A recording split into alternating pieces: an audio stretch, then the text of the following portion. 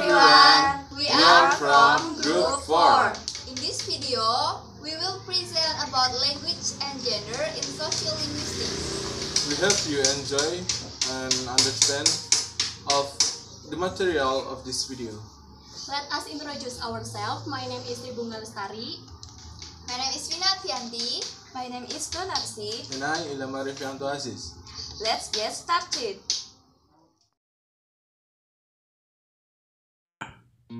Okay, the first is introduction. What is language? Language is the normal way human communicate.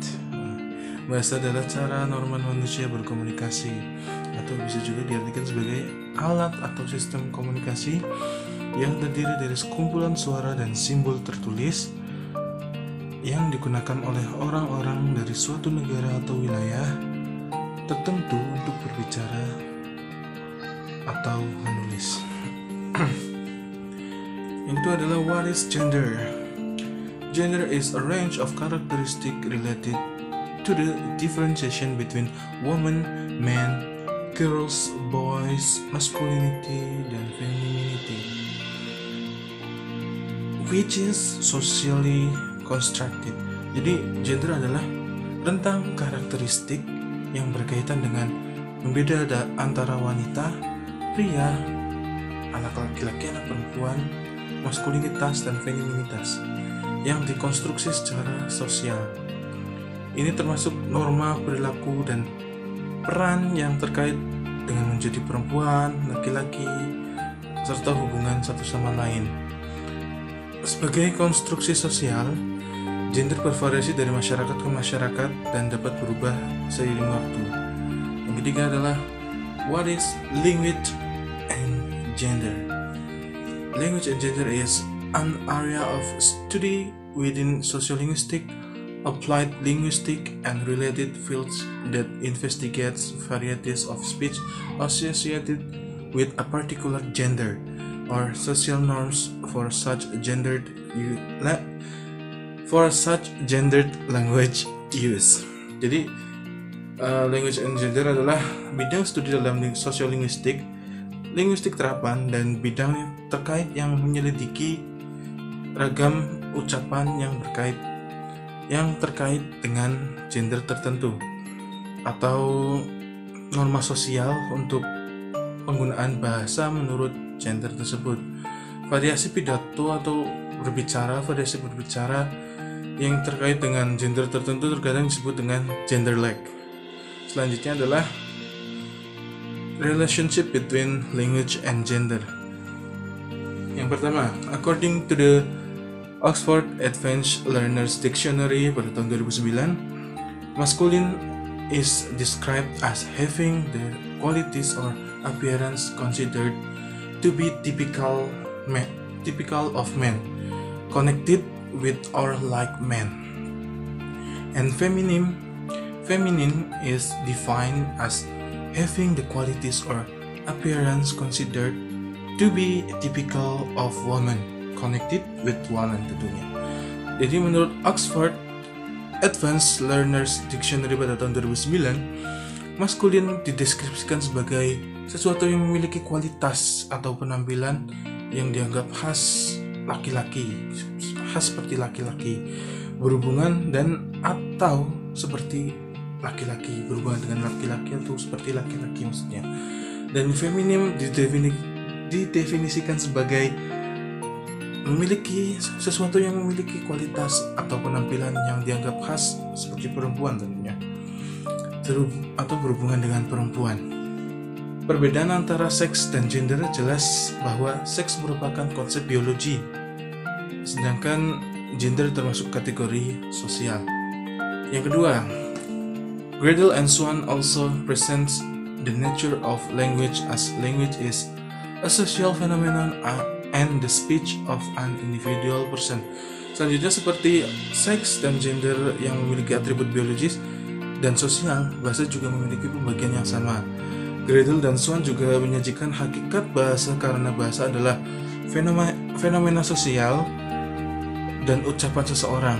Dalam pengertian ini, dapat dipercaya bahwa di satu sisi bahasa bersifat pribadi, dan di salah satu perbedaan mendasar di antara umat manusia adalah perbedaan seksual.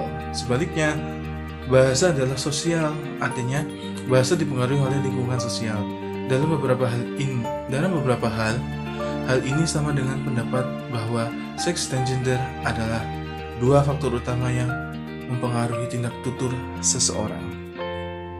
Selanjutnya adalah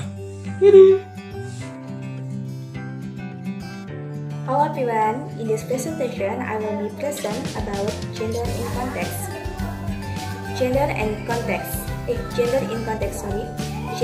language research has incorporated a huge range of genre, sites, setting, and data.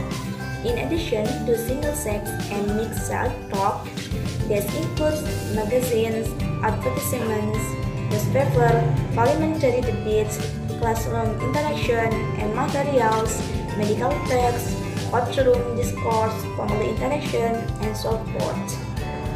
Dalam gender and context itu menjelaskan bahwa gender merupakan landasan bagi berlangsungnya satu antara masyarakat, persepsi antara laki-laki dan perempuan, apa dan siapa dirinya, alokasi pekerjaan yang diberikan, pembagian menang, terpola melalui sistem sosial gender.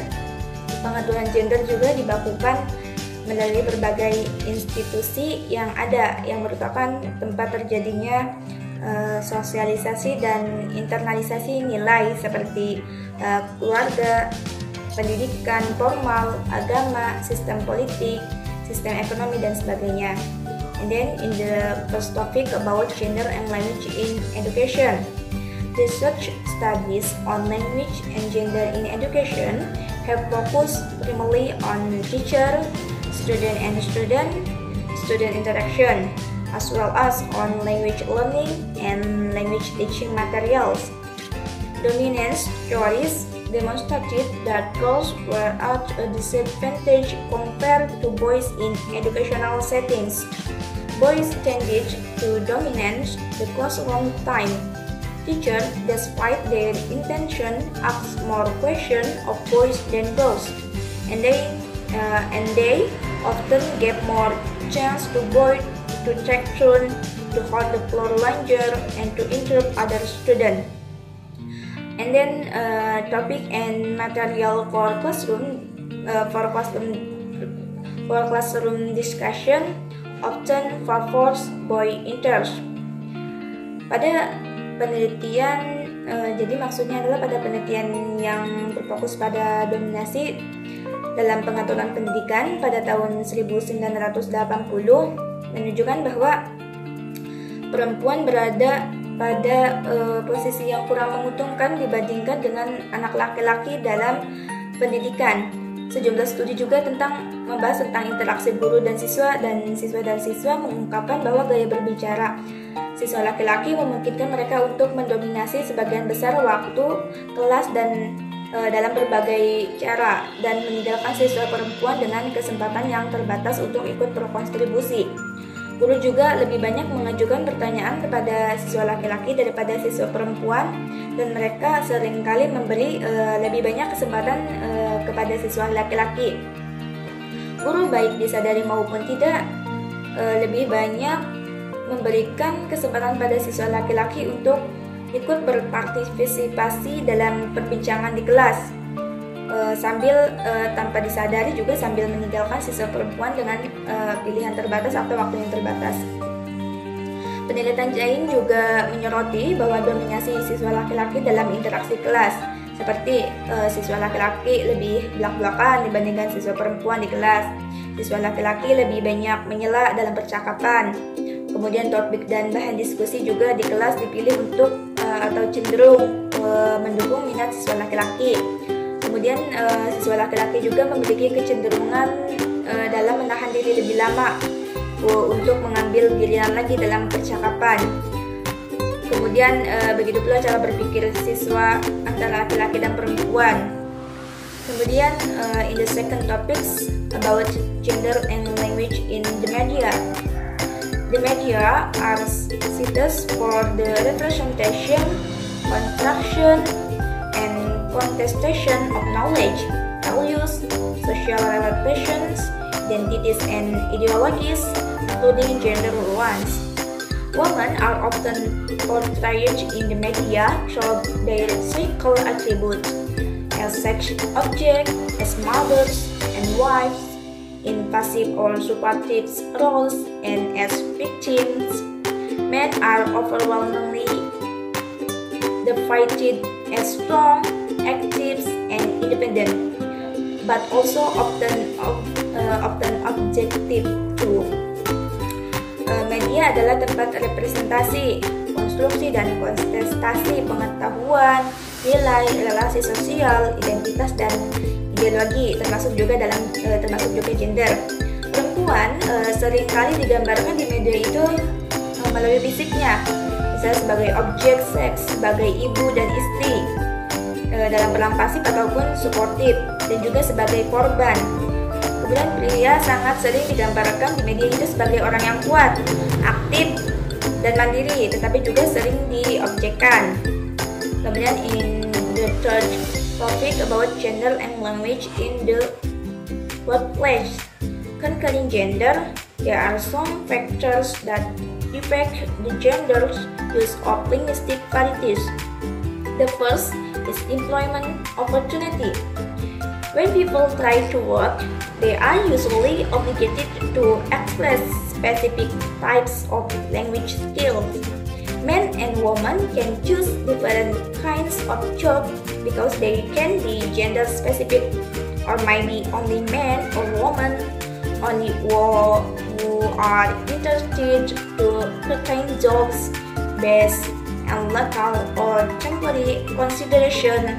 Although sometimes the work situation does not obligate them to speak by using specific linguistic skills to be in a certain workplace makes people can form their own varieties. So men or women can use different language varieties when they are exposed to different kinds of workplace. Women, especially in public and authoritative position, often face a double bind, where they are negatively evaluated both when adopting more assertive speech style associated with masculine speech and when adopting style associated with feminine speech. In the first case, they risk being seen as overly aggressive and unfeminine, when in the second case, they risk being seen as ineffective and weak. Wanita, terutama di posisi publik atau otoritatif, sering menghadapi double bind, yang dimana keduanya dievaluasi atau dipandang negatif. Misalnya saat mengadopsi gaya bicara yang lebih tegas atau maskulin, dan saat mengadopsi gaya bicara yang terkait dengan ucapan yang feminim. Dalam kasus pertama, mereka berisiko dianggap berlebihan atau agresif dan tidak feminim. Sedangkan dalam kasus kedua, mereka berisiko dianggap tidak efektif dan lemah. This is my presentation. The next slide will be presented by Tribunal Study. Thank you. Okay. Language and gender consists of first, minimal response, second, question, third, changing the topic of conversation, in the last, self-disclosure. Okay, first, minimal response. Minimal response is one of the ways in which the communicative behavior of men and women differ. For example, women has response frequently when they have a conversation. For example, paralinguistics features such as and yeah, which is the behavior associated with collaborative their language use. Jadi wanita itu memiliki respon yang sering terjadi ketika mereka melakukan percakapan. Misalnya, fitur paralinguistik seperti dan ya, merupakan perilaku yang terkait dengan kolaboratif penggunaan bahasa mereka. And men has response less than women when they have a conversation. For example, generally use and yeah less frequently. Jadi pria itu memiliki respon yang lebih sedikit dibandingkan wanita saat mengobrol. Misalnya umumnya itu lebih jarang menggunakan dan ya. And number second, question. Men and women differ in their use of question in conversation. Men language is hard, as clearly their toughness, as lack of affect, combativeness, as independence, as competence, as hierarchy, and men usually as something to the point that different with women. And women use question more frequently. They use question text to avoid making strong statements. For example, of question text is, they couldn't hear me, could they? To reflect their conservatism, to practice concerness, to upward mobility, to insecurity, to difference, to nurturance, to emotional expressivity, to connectedness, to sensitivity to others, to solidarity, and women usually do not to the point when they want to ask something that very different with men. And third, changing the topic of conversation. This difference may well be at the root of the conception that women chatter and talk too much, and may still speaker that the same thinking in some males. In this way, a lowered estimation of women may arise. Jadi wanita itu terlalu banyak mengobrol dan berbicara. For example, women topics is gossip, men, and shopping, child rearing. Child rearing itu mengasuh anak, and personal relationship. Dan men's topic is film, sport, women, politics, cards. And in the last, self-disclosure. Self-disclosure is the process was originally defined as telling others about the self. Jadi pengungkapan diri itu proses yang awalnya didefinisikan sebagai memberitahu orang lain tentang diri. For example, women sharing the problems and experiences with others, often to offer sympathy. Jadi biasanya wanita itu berbagi masalah dan pengalaman dengan orang lain, dan seringkali untuk menawarkan simpati. And they usually ask their friend about their problems. Mereka itu biasanya mengatakan kepada teman mereka tentang masalah mereka. And male tendencies to non-self-disclosure and providing advice or offering a solution when confronted with another's problems, because men usually solve their problems by themselves. Kecenderungan laki-laki itu untuk tidak mengungkapkan diri dan memproses saran atau menawarkan solusi ketika dihadapkan dengan masalah lain, karena biasanya laki-laki itu bisa menyelesaikan masalahnya sendiri. Okay, the next slide will be presented by Vina Advianti. Okay, hello guys. So here I just want to explain about the difference between female brain and male brain. So here in female brain, it's clear that sebagian besar dari otak perempuan itu mereka memikirkan tentang coklat. Coklat di sini can be delicious food, sweet food like makanan manis, makanan enak menurut perempuan. Yang makanan enak menurut perempuan bisa apa aja, seblak, lalu jajanan-jajanan yang biasa disukain gitu sama wanita, dan juga bisa es krim. Artinya luas gitu ya, coklat di sini bukan hanya coklat yang dalam bentuk coklat, tapi artinya itu luas gitu. And then di sini ada shopping. Jadi perempuan mana sih yang nggak suka shopping? Rata-rata perempuan, kebanyakan perempuan itu ya senangnya shopping gitu. And then we have gossip, because women like to talking about people, like their neighbor have a new car, itu digosipin. And then mantan mereka punya pacar baru atau teman mereka punya pacar baru gitu, itu semua dibicarain, digosipin semuanya. Dan juga yang paling umum ya tentang ini, berita artis-artis gitu ya, perempuan biasanya suka gosipin itu, lalu K-pop, lalu mereka suka ngomongin tentang itu. Lalu kita pindah ke male brain.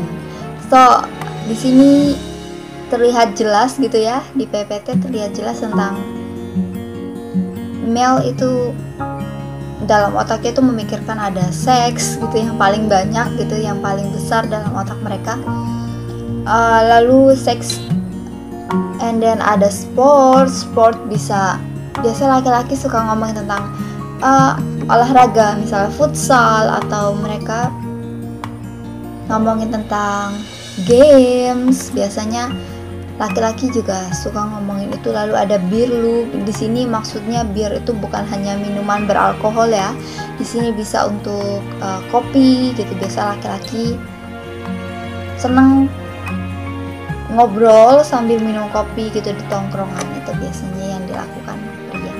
And then next slide. So here you have a male brain if you, jadi kamu punya karakteristik laki-laki, male brain. Kalau kamu like to do list. Jadi list di sini itu biasanya dilakukan oleh laki-laki. Tapi jika perempuan ada yang suka melakukan ini, ya it's okay juga. Cuma mereka punya sisi a male brain di dalam diri mereka gitu. Yang kedua ada answer honestly when asked, does my boob looks big in this? And then ada prefer to read non-fiction, notice grammatical errors. Biasanya laki-laki itu lebih notice ketika ada yang salah grammarnya gitu. Mereka lebih notice, oh ini grammarnya error gitu. Mereka lebih notice akan hal itu gitu. Lalu find map easy to read. Biasanya kalau keluar kota dan tidak tahu jalan biasa pakai maps gitu kan ya. Dan female biasanya more difficult untuk membaca maps. Kadang-kadang bingung untuk ini belok kiri atau belok kanan, dan ya begitu. Itu biasanya dilakukan oleh woman. Sedangkan untuk laki-laki akan lebih mudah untuk membaca maps. Find maps easily to read. Jadi ini adalah list dari male brain. So di sini you have a female brain if you find it easily to chat to someone you have just met. Jadi di sini diterangkan oleh Lakoff, female itu lebih mudah untuk memulai percakapan kepada orang yang baru yang baru mereka kenal. Cuma tidak menutup kemungkinan juga laki-laki ada yang seperti itu. Tidak semua perempuan juga seperti ini gitu kan ya. Cuma ini menurut Lakoff, kebanyakan perempuan ini seperti ini. Easy to chat to someone you have just met, and then can sense when you are intruding, lack interest of the technical details of new computer, camera, or other gadget. Biasanya cewek itu lebih tidak terlalu tertarik kepada hal-hal yang bersifat tentang kayak komputer, kamera atau apa gitu.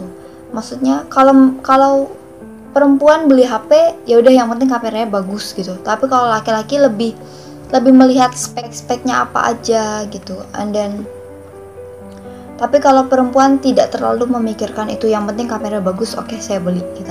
Harganya cocok, oke, dibeli. And then di sini ada focus on beauty on painting rather than artist technique, and then have little interest in the dates of key historical event.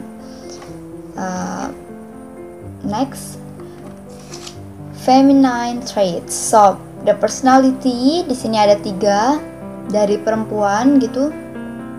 Personalitinya ini ada lebih ke simpati, gentle, sensitive, supportive, and kind. Kognitifnya ada imaginative, intuitive, artistic, creative, expressive, tasteful. Itu biasanya perempuan gitu. Sedangkan fisikalnya di sini perempuan itu biasanya lebih cute, gorgeous, beautiful, pretty, petite, and sexy. And then kalau masculine traits di sini ada kompetitif, yang biasa kompetitif atau berambisi, itu biasanya laki-laki gitu. Daring, adventurous, aggressive. Cuma tidak menutup kemungkinan personality di sini misalnya ada adventurous gitu. Perempuan juga bisa untuk mempunyai sisi personality yang seperti ini gitu. Ada kognitifnya di sini ada biasa masculine itu lebih ke problem solving gitu kan ya. Ada good reasoning and then rational. Di physical ada muscular and then handsome, brawny, dan lain-lain. Next, di sini ada dekap. Kita bisa membedakan bahasa yang digunakan oleh laki-laki dan perempuan hanya dengan cara mereka berbicara tentang ini, the cup gitu. Misalnya nomor 1, give me the cup, itu biasanya give me the cup, like flat and to the point, itu biasanya laki-laki, give me the cup. Kalau perempuan usually they use more beautiful sentence gitu. Misalnya nomor 2, the cup, itu kan sangat-sangat jelas to the point gitu, the cup. Biasanya kalau perempuan ini nomor 3, kalau menurut saya ini perempuan, could you please give me the cup, would you give me the cup, itu jika perempuan. And then lalu give me the cup, won't you, itu biasanya perempuan yang memakai kosakata yang lebih panjang dan juga lebih indah, itu biasanya perempuan. And then can you give me the cup, lebih lembut gitu ya cara mereka berbicara. And then I can reach the cup, I can reach the cup. Ini kalau nomor 7 menurut saya ini perempuan, karena kalau laki-laki dia pasti akan langsung to the point, langsung ngomong bilang I can't gitu, I cannot gitu. And then nomor 8, I want that cup. Menurut saya ini laki-laki karena I want that cup, to the point gitu. Nomor 9 ada can you get the cup for me, can you get the cup for me. Lebih lembut dan bahasanya lebih indah gitu. Biasanya ini perempuan. I need the cup, more flat and to the point, itu laki-laki gitu. And okay guys, I think that's it. That's all of the examples of gender differences. I hope you can understand what I am talking about. So see you, bye bye. Thank you for your attention. Thank you for watching our videos. Thank you guys. Okay guys, that's all of our presentation. Thank you for your attention and see you. Bye.